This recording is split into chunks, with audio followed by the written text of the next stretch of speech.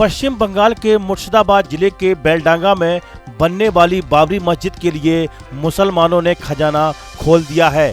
TMC से निलंबित विधायक हुमायूं कबीर ने 6 दिसंबर को मस्जिद के लिए फीता काटने के बाद चंदे की अपील की थी। इसके बाद चंदा देने की ऐसी होड़ लगी कि सभी हैरान हो गए।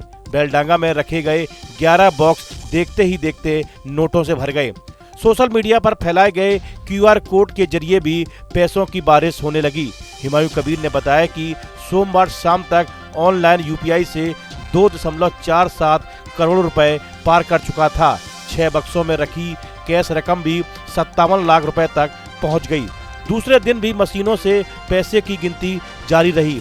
विधायक के सहयोगियों ने दावा किया है कि मस्जिद के लिए मिले चंदे की राशि लगभग 3 करोड़ रुपए तक पहुंच गई है।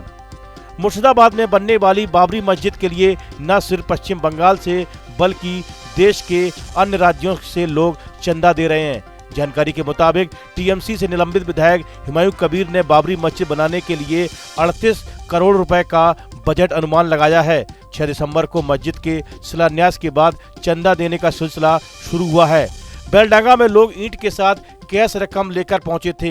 वहां चंदा देने के लिए 11 डोनेशन बॉक्स रखे गए थे। शिलान्यास के बाद बड़े बड़े स्टील के बक्सों में कैश डालने के लिए धक्का मुक्की भी हुई। लोग नोटों की गड्डियां बक्सों की ओर फेंक रहे थे।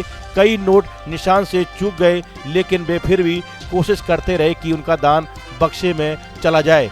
ऐसे नोट बोरे में भर गए। अंत में खुद हुमायूं कबीर को अपील करनी पड़ी कि अब डोनेशन नहीं दें, क्योंकि बैंक में कैश जमा करने की लिमिट क्रॉस कर चुकी थी। हुमायूं कबीर ने स्थानीय मदरसों के 30 शिक्षकों को अपने बहरामपुर स्थित आवास पर कैश गिनने का जिम्मा सौंपा है।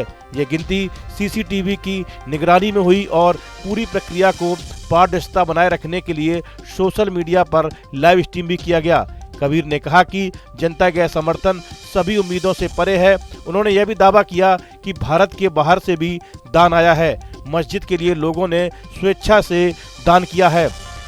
दूसरी ओर हुमायूं कबीर ने साफ कहा है कि जब तक सुप्रीम कोर्ट हस्तक्षेप नहीं करती, बाबरी मस्जिद का नाम किसी भी कीमत पर नहीं बदला जाएगा। उन्होंने कहा कि बाबर से उन्हें प्यार नहीं है, लेकिन उसके द्वारा बनाई गई ऐतिहासिक इमारत को बिना वजह गिराया गया, जिससे भारत के करोड़ों मुसलमानों की भावनाएं आहत हुईं और वे उन भावनाओं को ठीक करने की कोशिश कर रहे हैं। साथ ही उन्होंने दावा किया कि उनकी पार्टी 2026 के बंगाल विधानसभा चुनाव में अहम भूमिका रहेगी, क्योंकि चुनाव में किसी को साफ बहुमत नहीं आएगा। बाबरी मस्जिद की नींव रखे जाने के बाद हुमायूं कबीर को टीएमसी ने सस्पेंड कर दिया है, तो हुमायूं ने अपनी नई पार्टी बनाने की घोषणा कर दी और पश्चिम बंगाल की 135 विधानसभा सीटों पर अपने प्रस्तावित पार्टी के उम्मीदवार उतारने का ऐलान भी कर चुके हैं। साथ ही वे असदुद्दीन ओवैसी की पार्टी AIM के साथ मिलकर विधानसभा चुनाव लड़ने का भी दावा कर चुके हैं।